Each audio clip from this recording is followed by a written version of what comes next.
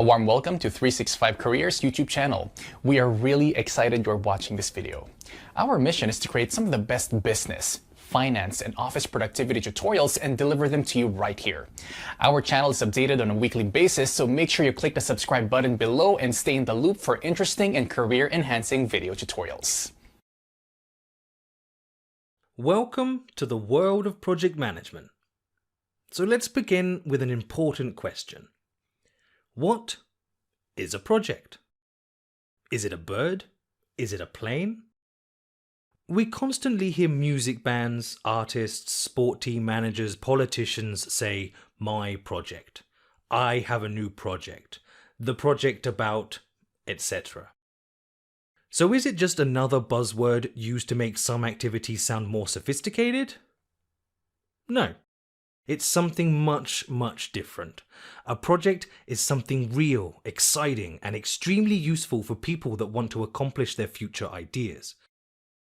So let's get back to the main question. What is a project? The Project Management Institute defines it as a temporary endeavor undertaken to create a unique product, service, or result. In other words, it's a temporary initiative that is agreed, planned, and executed to achieve a specific goal. Let's break this down with some terms. First, we have time. This refers to a project being a temporary initiative. It is distinct from normal business operations in that it has a predetermined start and end date. Normal operations are characterized by the routine work in established companies. Think of the day-to-day activities, which are not very different from one day to another. The accounting and finance department, product department, sales and marketing, etc. There is no end date assigned to these repeating activities. Projects, on the other hand, have a strict expiry date. Then there is the specific goal you wish to achieve with the project. You can think of it as the output of a project. This output can be a product, like construct a new office building, a service, like outsource a call center, or a result, such as improve an existing business process. The output, together with the work done to create it, is called project scope. The scope of each project is unique. There can be project outputs that are similar, building an exact same house but in a different place, for example. But the fact that the land and location are different is enough to change the project scope. The architects and engineers will need to adapt their construction accordingly, changing the way the project work will be done. If the work and the output are the same, this will not be a project. The scope will not be unique, and it will be a regular business process.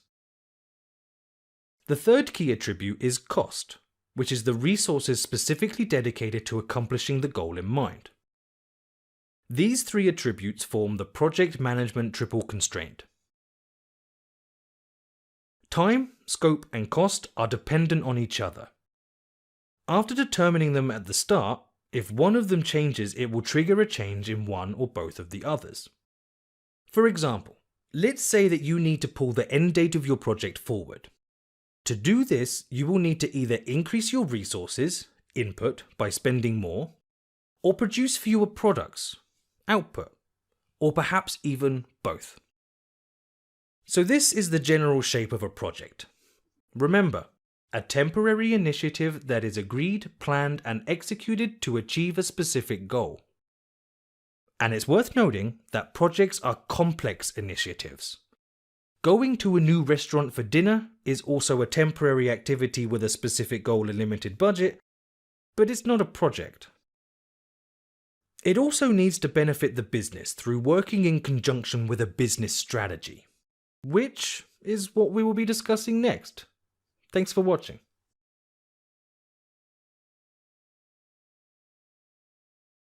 As I said in the previous lesson, a project must relate to a business strategy. But how are the two connected, and what creates the demand for a project in the first place? Good questions. So let's look into them. There are a few key triggers that will jumpstart a business into executing a project. There might be a market need. This is when your company wants to develop a product to address their clients' needs or to keep up with the competition. For example, DTM Bank needs to develop mobile banking, as other banks have done. But to get there, the bank needs to manage a complex project with various activities like software development, security, financial and privacy regulations, etc. And of course, all under time and budget constraints. If you are too late to introduce it, you risk losing customers. Or there could be a business need. During the financial crisis, for example, many companies had to execute projects to reduce costs, optimize processes, or increase revenues by expanding the customer base just to stay in business. Also, the demand for a project may arise from technological advancement. Technology may advance to the point where your business can be automated or your products need to change. For example, anything you use your smartphone for nowadays. Paying for things, booking a taxi, even ordering lunch surely involved a project. A project may come as the result of a customer request. Say if a key customer requires a tailored service or product. For example, you are a car dealer and your biggest client is a taxi company and they request making your internal systems more compatible with theirs. You are likely to approve such a project. Or due to legal requirements. Regulations and laws change, and the business will need to comply.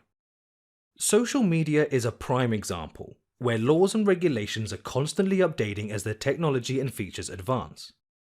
You've probably noticed the general data privacy regulations introduced in the EU, right? If not, just check your email inbox. There could also be social needs. These can be anything from digging tunnels to extending hospitals to building an Eiffel Tower. Anything that a government or organization can do to satisfy a social need. And lastly, there are ecological impact considerations. Companies are often required and obliged to improve their industrial processes to reduce emissions. Many countries have vowed to only allow electric cars on the road by a certain year, a massive project for car manufacturers. See, there are many things that can create a demand for a project, and all have to do with the company's or organization's wider strategy. Once a strategic goal is defined or a need arises, the project will be the instrument to achieve that goal. But needs, such as the ones mentioned, are not likely to arrive one by one in a timely manner. So how does a corporation choose which ones take priority and deserve a project? The demand will require a project proposal, and the owner of this proposal will need to put it to the attention of higher management to compete for the limited resources of the organization. Management will then review the projects and decide which ones to execute, which to discard, and which to postpone for a later date. Urgency is a key factor when selecting projects. Say, a new regulation is imposed which requires your company to comply with the latest standards or lose their license to work in the country. You can bet that the board of directors will prioritize a project that resolves this first. This process is referred to as project selection. It's an essential task for top management. They must select the projects which bring the most value to the company, financial and non-financial. In the eyes of the board of directors, projects are investments. They use resources, again financial and otherwise, with the objective of seeing a worthwhile return for the business. As you can probably guess, several projects are usually on the go at the same time.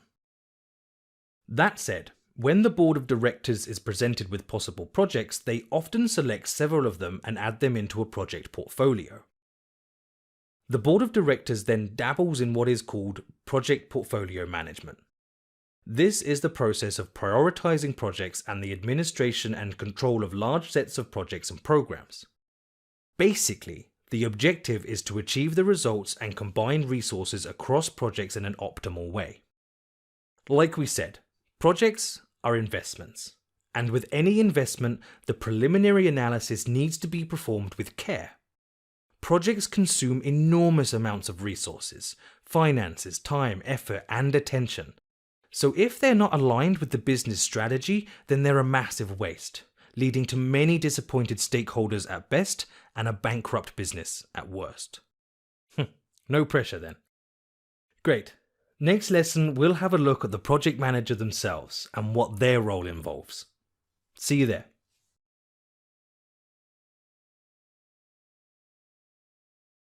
Great. Now we know what a project is. A temporary initiative that is agreed, planned, and executed to achieve a specific goal. So once we have our project, and that project has been selected by the board of directors as the current initiative, it's down to one person to make sure that project's execution is successful. Can you guess who that one person is? The project manager, that's who. But what exactly is their role? Let's discuss. The project manager is the CEO of the project. They will be accountable for the project's success. And for a project to be successful, it needs to accomplish the specific goal of the project within the prior agreed time and budget constraints. Everything needs to fit neatly into the project management triple constraint triangle, which we looked at in the first lesson, remember? In fact, by assuming the project manager position for a project, the project manager implicitly agrees to work within these constraints and still meet the goal. Now, that's a big responsibility. What if the time frame and budget are insufficient? A project manager can't shoot themselves in the foot and take on a project that is unlikely to be successful. Therefore, when the project management triple constraints are put in place, they must be realistic. It is the project manager's duty to assess a project and deem the constraints practical or otherwise, and if otherwise, they must demonstrate why to whoever proposed the project, and negotiate for additional time, resources, or an adjustment to the goal itself. Of course, a project manager is well within their rights to refuse to head a project if they feel the difference between the set constraints and the realistic expectations is too large.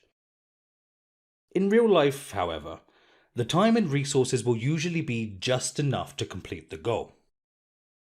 The project manager's job, then, is to best utilize them. And this is by no means an easy task, and often project managers will be accountable for multiple projects at the same time. Okay, so we've been throwing around the term accountable, but never actually defined it. What does it mean to be accountable? The formal definition would be to commit to achieve a certain result and then deliver this commitment. Simple enough, but a lot easier said than done. Let's shed light on the magnitude of this commitment. Project managers are accountable not only for their own tasks, but also all the tasks that other parties must work on and complete. This includes the project team members, support functions, managers, vendors, and other stakeholders. Any work that is important for the progress of the project. To achieve successful completion of the project, the manager needs to have full control and visibility on all project-related work and take actions immediately when identifying something is not progressing on track. They will be on hand to help others overcome their barriers and keep them motivated, all on top of their personal daily duties. Wow. Who would be crazy or brave enough to take on such accountability? Your friendly neighborhood project manager, that's who. But they do have some weapons up their sleeve. Their skills, knowledge, and expertise. These will help them make the best decisions and direct the work in the right direction. But more about that in the next lesson.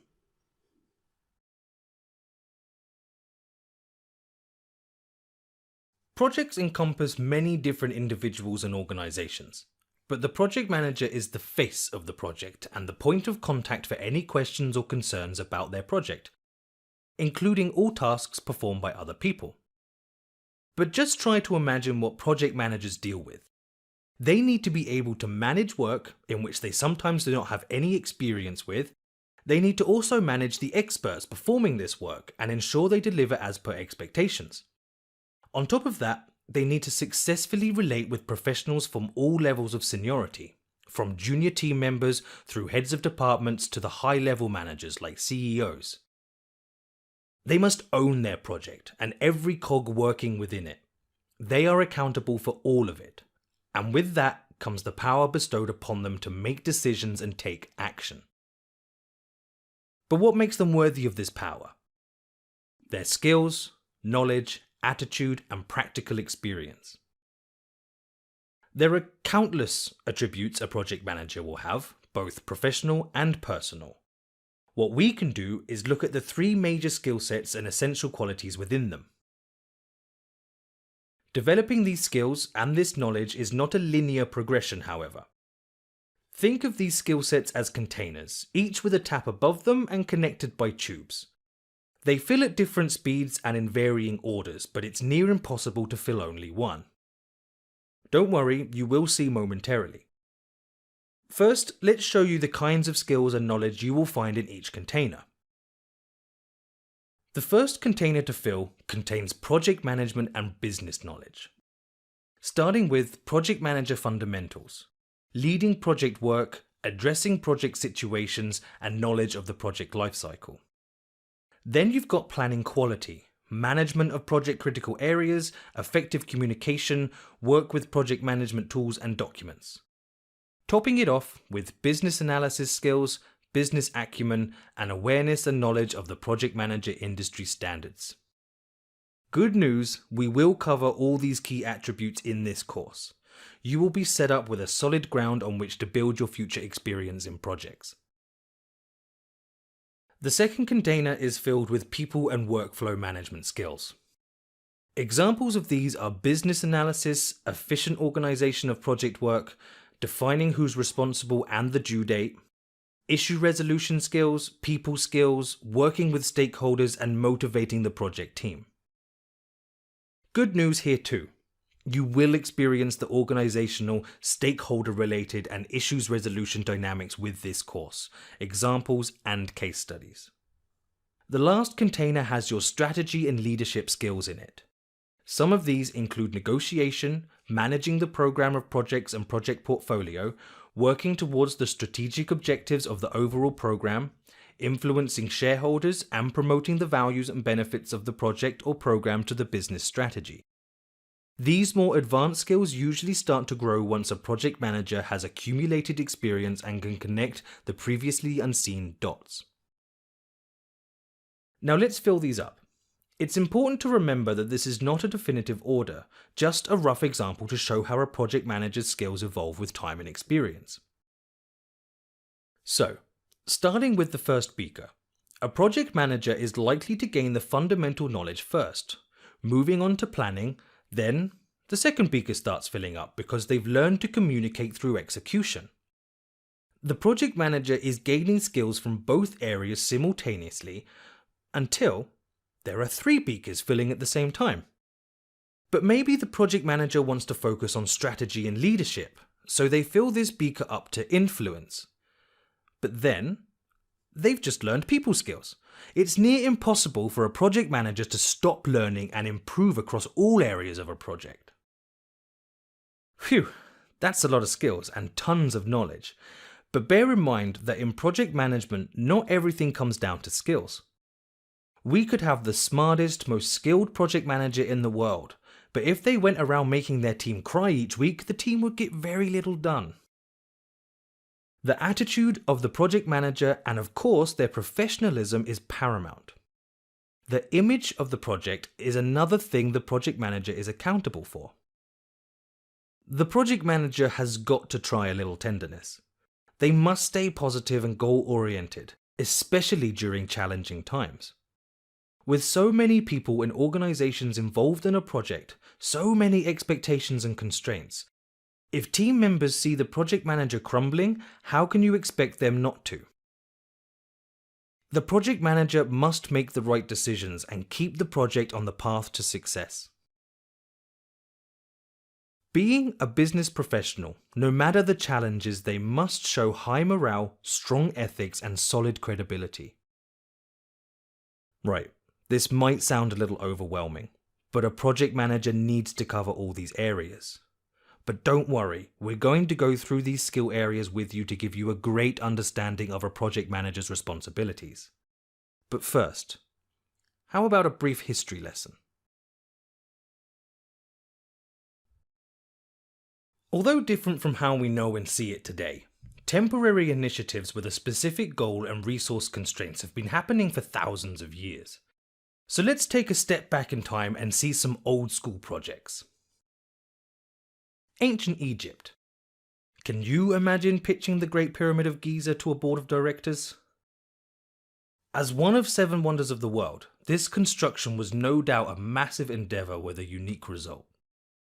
Great amounts of materials and workforce were employed, and it's still unknown exactly how the work was organised and executed, but the planning and management was something innovative even for today's standards.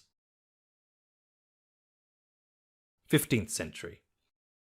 This period was all about overseas expeditions to find new lands and resources. One particular project manager, Christopher Columbus, had tough times finding the budget for his initiative to find a path through the West to Asia. His budget was 3 ships and a timeline of 1 year, with a request of 10% of future revenues from any discoveries. His business case was rejected multiple times, by the King of Portugal, Genoa, Venice, and even the King of England. Finally, he found his sponsor though, the King and Queen of Spain. Columbus departed in 1492 and made the first steps toward the discovery of the American continent by Europeans. The rest is, well, history. 19th century. Here comes the Industrial Revolution, the beginning of the fastest technological growth in recorded history. Automation and mass production changed the face of trade and the way industries operate. Economy and society had seen nothing like it.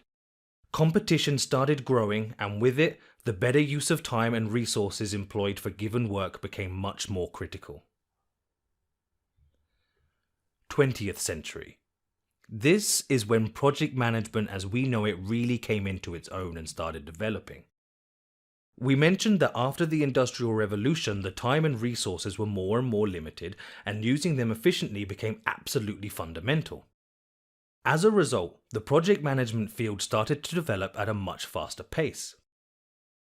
Henry Gantt, one of the forefathers of project management, created a simple yet ingenious table that illustrates activities that need to be performed on the vertical axis and a time indicator on the horizontal axis. This was probably the first project schedule. It was prominently used during World War I to plan and track the progress of Navy ship construction. We will look at this in more detail later in the course. Then we have the revolutionary critical path method, invented by DuPont and Remington Rand corporations in the late 1950s. The CPM helped project managers calculate the fastest way to complete a project. This is done by analysing how the different activities are linked to each other. Together with the expected durations, it helps project managers identify the best way to sequence the activities in their project. This will also be discussed in greater detail in our course. In the 60s, project management was established as a profession. 2 associations were founded, the International Project Management Association, IPMA, and a few years later, the Project Management Institution, PMI.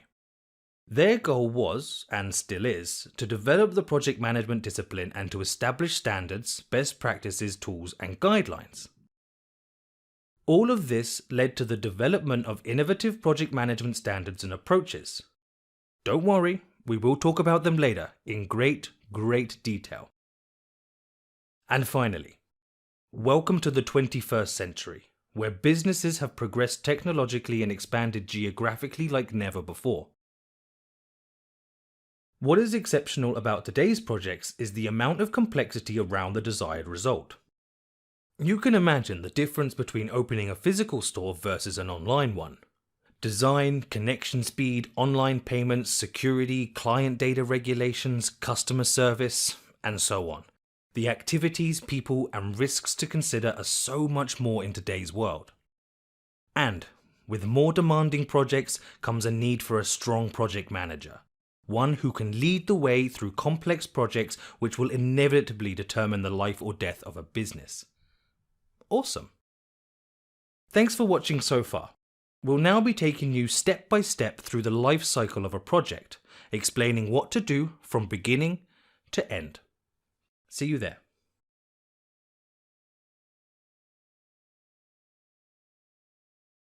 Right, so we've already covered what a project is, why they are executed, what a project manager does, and the skills they have, plus a little history lesson just for fun.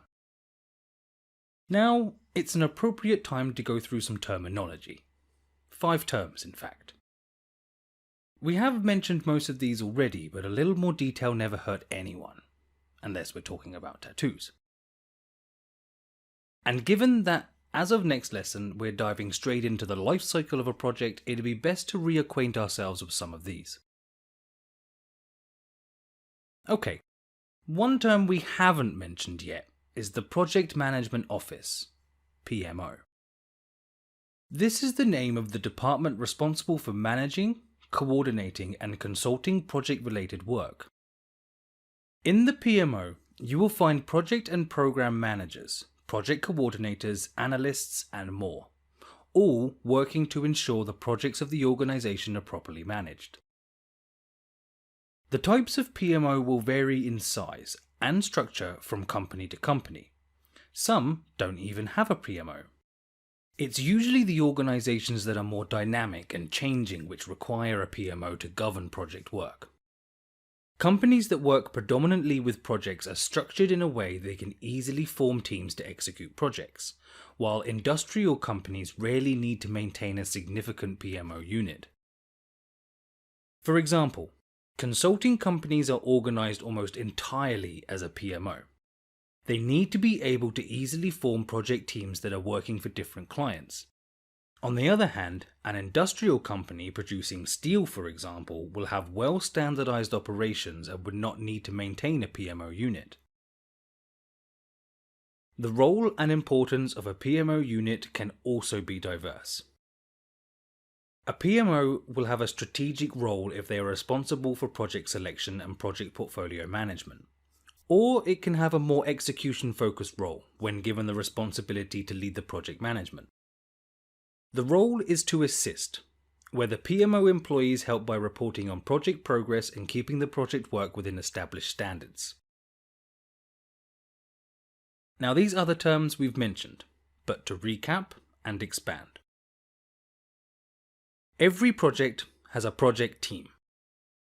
The project team are the experts responsible for the execution of the work, for example, developers on a software project, or designated managers, coordinators in case of bigger projects, for example, construction workers and the responsible supervisor.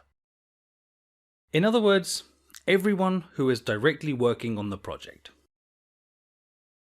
These can be from different departments and can also include external employees or companies and vendors. For example, consultants, coaching professionals, hardware and equipment vendors, etc. Actually, joint teams are created often, connecting employees from more than one company. This is one way to ensure the project team has broader expertise and the capabilities to deliver a more complex project. In an insurance software project, for example, the IT experts would likely be put in a joint team with some insurance professionals from the client organization to work together and ensure the end result is met, both from IT and from the insurance perspective. Great. Next are project stakeholders. All individuals or organizations who participate in a project can influence or are influenced by the project work and results. These can be management, customers, competitors, vendors, clients, and in some cases, society for things like public infrastructure projects, for example. If a new underground line is being constructed next to your apartment, you will be a stakeholder. You are influenced by the work, and in case there are big delays, you and your neighbors could attract media attention to the problem. In this way, you could also influence the project work. It's important to remember that stakeholders could influence the project work, even without being involved in the project itself. And yes, the project manager and project team are definitely stakeholders too. Program management is the coordinated management of multiple projects which have similarities, similar goal, similar resources, etc. By managing them as a program, the organization gains advantages by realizing efficiencies and synergies. For example, if your company wants to implement a similar software in European branches and each country needs a separate project, it would be efficient to manage it in a program. The project managers can be helping each other. And finally, project portfolio management. This is the term that refers to the coordinated management of multiple programs and projects. Think of a pharmaceutical company. In any minute, there are hundreds, if not thousands, of separate research projects for new drugs. Such corporations need strong portfolio management to follow this huge work and resources. Awesome. Thanks for watching so far. We are about to get to the really good stuff really soon. We'll be discussing the life cycle of a project next. See you there.